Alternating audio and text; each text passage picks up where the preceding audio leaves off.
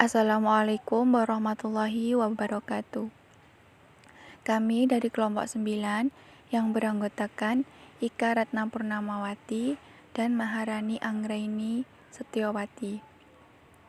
Di sini akan menjelaskan tentang bentuk-bentuk kepemilikan bisnis. Usaha perorangan atau usaha perseorangan adalah usaha yang dimiliki oleh seseorang dan ia bertanggung jawab sepenuhnya terhadap semua risiko dan kegiatan perusahaan. Walaupun jumlah perusahaan yang ada relatif banyak tetapi volume penjualan masing-masing relatif kecil, di samping itu tidak diperlukan izin pendiriannya. Keuntungan dari usaha perseorangan adalah yang pertama, pemilik bebas dalam mengambil keputusan sehingga keputusan dapat secara cepat dilaksanakan. Yang kedua, seluruh keuntungan perusahaan menjadi hak pemilik perusahaan sepenuhnya. Yang ketiga, sifat kerahasiaan perusahaan dapat terjamin baik dalam hal keuangan maupun dalam masalah proses produksi. Yang keempat, biasanya pemilik perusahaan lebih giat berusaha untuk mencapai tujuan perusahaan yang menjadi miliknya itu. Kelemahan usaha perseorangan. Yang pertama, tanggung jawab pemilik perusahaan tidak terbatas. Yang kedua, sumber keuangan perusahaan terbatas, sebab usaha-usaha untuk memperoleh sumber dana sangat tergantung pada kemampuan pemilik perusahaan saja. Yang ketiga, kelangsungan usaha perusahaan kurang terjamin. Yang keempat, pengelolaan manajemennya lebih kompleks. Kemitraan. Kemitraan atau partnership adalah kerjasama dua orang atau lebih yang bersama-sama memiliki perusahaan dengan tujuan menghasilkan laba.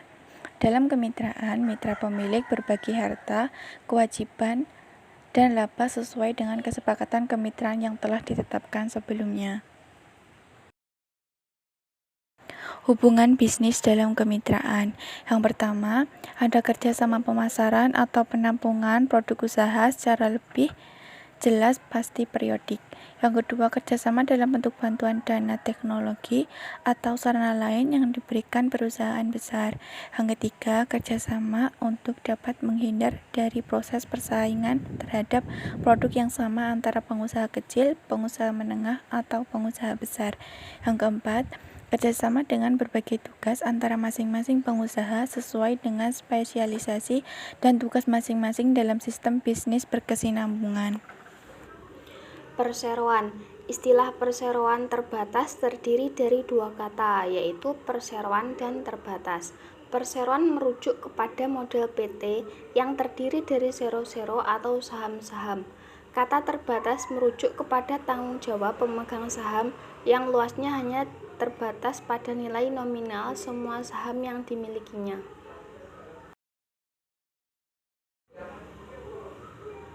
Langkah-langkah mendirikan badan usaha atau perseroan terbatas.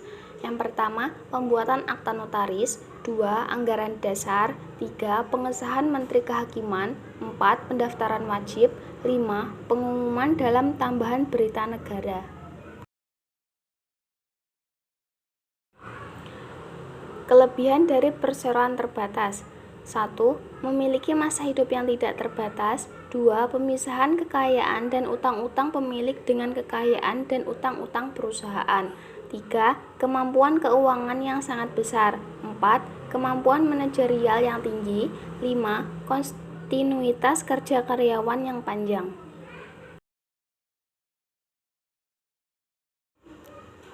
Kekurangan dari perseroan terbatas.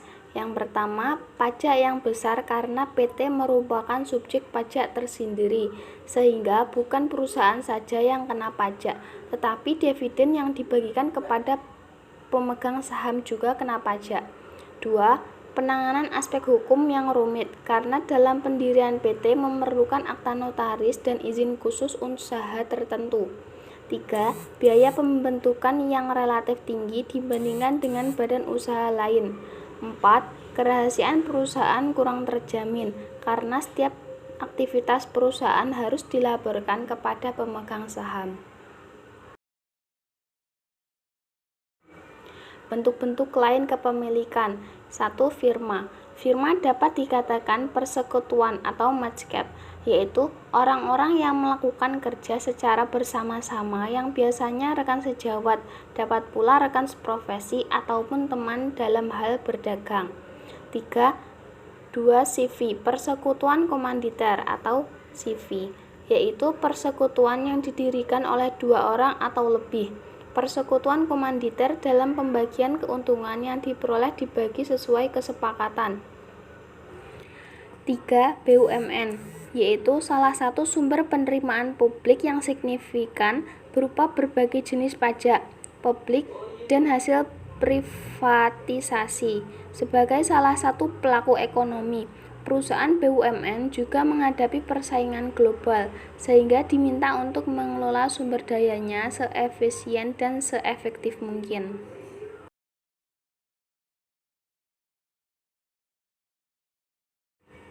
Sekian dari kami, kurang lebihnya mohon maaf. Terima kasih. Wassalamualaikum warahmatullahi wabarakatuh.